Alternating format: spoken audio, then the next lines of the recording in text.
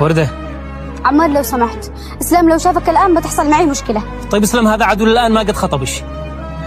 طيب ليش كل هذا الزعل يا وردة؟ لأنك ما تشوف نفسك كيف تتعامل معها، ولا تشوف نفسك كيف تشوف لها. كل زملائنا يقولوا لي يا وردة عزي نفسك، يا وردة عمار ما يحبك وانت تلحقي بعده من مكان لمكان. طيب ممكن تدي لي فرصة أصحح غلطتي؟ فرصة؟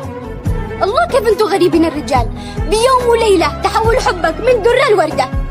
وحب يا عمار يسكن القلب مرة واحدة، مش بكبسة زر تقدر تنساه بسهولة. فرصة سعيدة قال تريدها ما هي جديدة.